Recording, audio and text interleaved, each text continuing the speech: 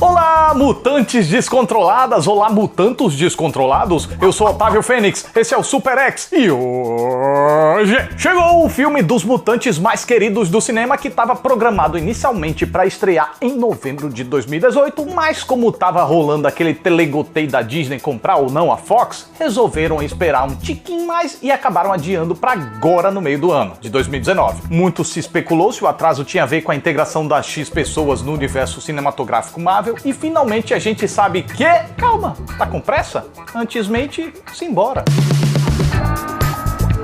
Quer dizer que a Sansa Stark podia ter acabado com o Rei da Noite e não fez nada? O Ciclope tem poder de raio-x? Se eu me mudei de casa 2 vezes esse ano, eu sou um mutante? Tudo isso e muito mais agora. Em 1992, 10 anos após os X-Men darem uma porrada no coco do apocalipse, os mutantes agora são queridinhos da América e são enviados para resolver umas pendengas pro governo. Todavia, algo dá errado e sobra pra Jean Grey, cujo tico e teco começa a dar uma rebimboca da parafuseta, fazendo a mulher manifestar 2 caminhões de poder a mais, mas é tanto poder que ela perde o controle, fica virada no siri e incorpora a Fênix Negra, causando morte e destruição.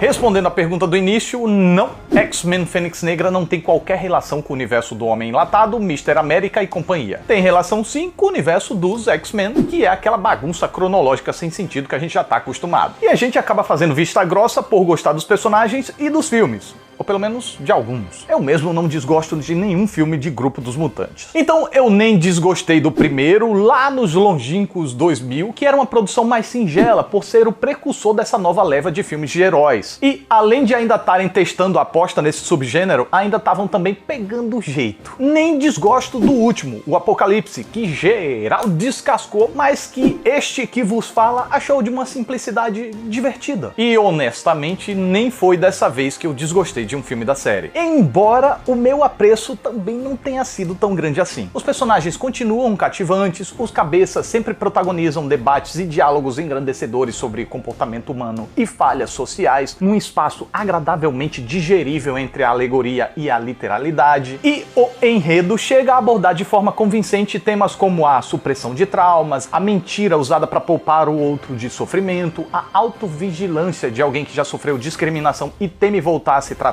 assim. Mas como vocês podem ver, são temas menores e mais intimistas do que a saga já ousou tratar, como a discriminação de forma mais clara, o olhar ao diferente como se fosse um doente ou uma aberração, a possibilidade de cura para condições que não requerem cura, ou até o desejo de supremacia de tiranos. Mas também não chega a ser um problema por si só essa abordagem mais intimista. O problema reside na forma como esses temas são conduzidos. Uma forma mal arquitetada, cheia de arbitrariedades e comportamentos artificiais que revelam um dedo forte do roteirista e resulta numa trama trôpega e com a meiota arrastada.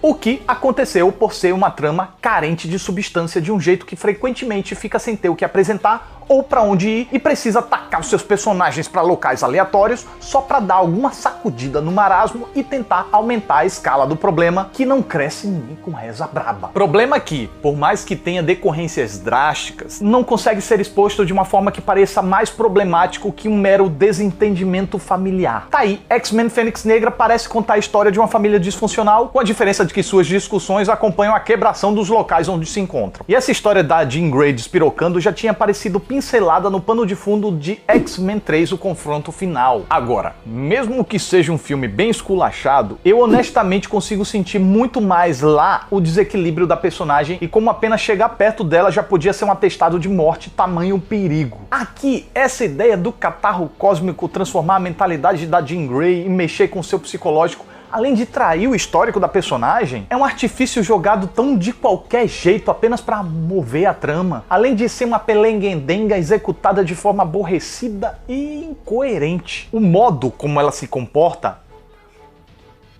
Não.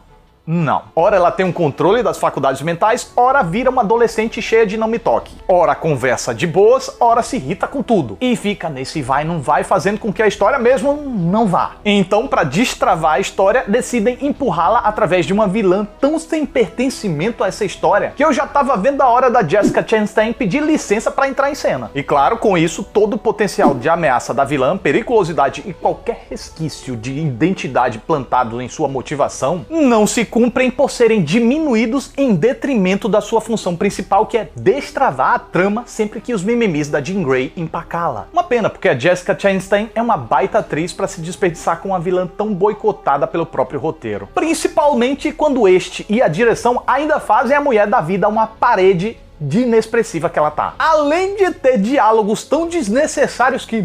nossa, porque eu mesmo não lembro de nada que ela tenha falado que tenha sido minimamente relevante. Aliás, a própria Sophie Turner também tem um potencial a ser explorado, mas que eu não vi ser não. Se eu não tinha visto nem na série Game of Thrones, muito menos eu vi aqui. Talvez seja algo que só desperte de verdade nas mãos de um grande diretor, tal qual aconteceu com a Kristen Stewart. Deixa aí que o futuro responde. Ao meu ver, James McAvoy é quem mais se destaca e quem melhor lida com os dramas do roteiro. Por mais que seja bem intencionado, o professor Xavier precisa aprender a lidar com os fracassos de suas investidas e James McAvoy encara seus dilemas e falhas com muita maturidade interpretativa, sempre equilibrando o tom certo de leveza e peso dramático em cada ocasião. E quando precisa encarar situações de forma mais densa, também não fica a dever na intensidade. Ty Sheridan e Nicholas Hoult são funcionais e correspondem bem às exigências do roteiro, embora o roteiro só possibilite a eles caminhar num lugar comum mecânico, e que no caso do Fera até trai a sua personalidade. Michael Fassbender segue naquele lenga-lenga de fica bom, fica mal, e suas interações com McAvoy já parecem desgastadas e sem novidades. A gente tolera porque ele é um puta ator e sempre preenche as suas cenas com muita presença e autoridade. Já no caso de Alexandra Shipp e Codesmith McAfee, ganham mais tempo em tela e mais importância na ação, enquanto Evan Peters e Jennifer Lawrence perdem espaço, o que é bom e ruim ao mesmo tempo.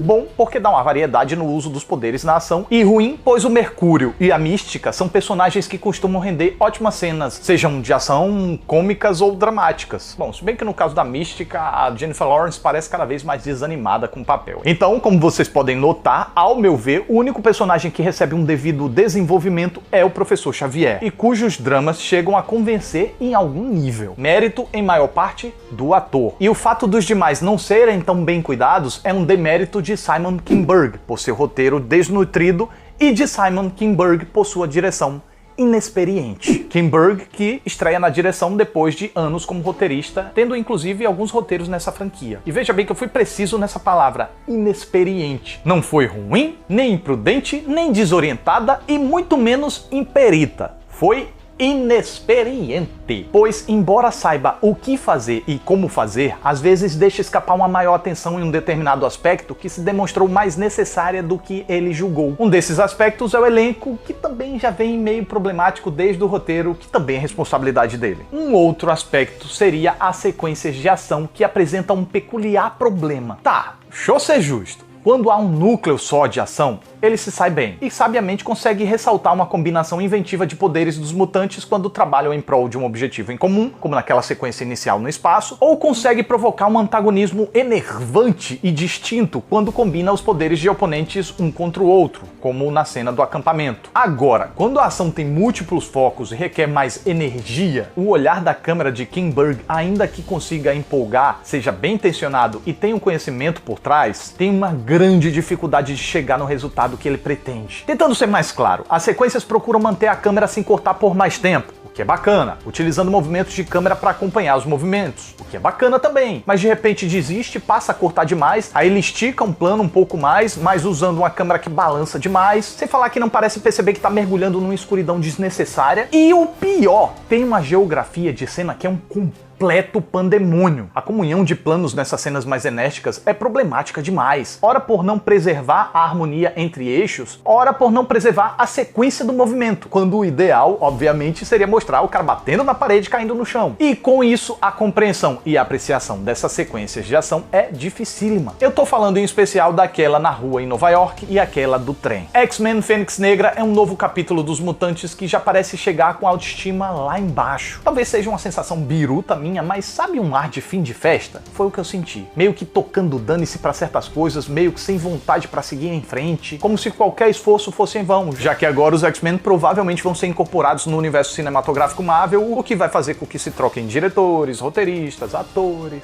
Então talvez esse sentimento, essa aura do filme aconteça pelo fato dessa aventura dos mutantes ter grandes chances de ser a última dentro desse universo próprio com esse elenco nos moldes que a gente conhece há quase 20 anos. Em suma, tem um clima de despedida forte no ar, mas não de forma oficial, programada e, portanto, apoteótica, mas de uma forma abandonada, desistida e, portanto, murchada. Mas, claro, isso é só uma impressão minha. Até porque não faz muito sentido ser um filme desistido, pois custou caro, cerca de 200 milhões de dólares. Ainda assim, o curioso é que, fora a boa técnica de efeitos, arte, maquiagem e afins, e talvez até os custos de eventuais regravações, a gente não sabe, pelo menos eu não sei, o resultado final jamais parece justificar esse orçamento, já que em tudo, X-Men Fênix Negra aparenta ser um filme menor disfarçado de grandioso.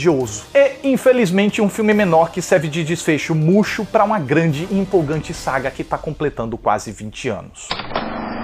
E essa é minha reação a X-Men Fênix Negra. E você aí, hein? Concorda comigo ou discorda de mim? Deixa aí. E quando eu falo isso, gente, não é simplesmente para chegar lá e dizer discordo de Tigo. E prossiga, desenvolva. Então é isso, mais um Super 8 tá chegando ao final. Eu fico muito grato pela atenção de vocês. Muito obrigado, até a próxima aí.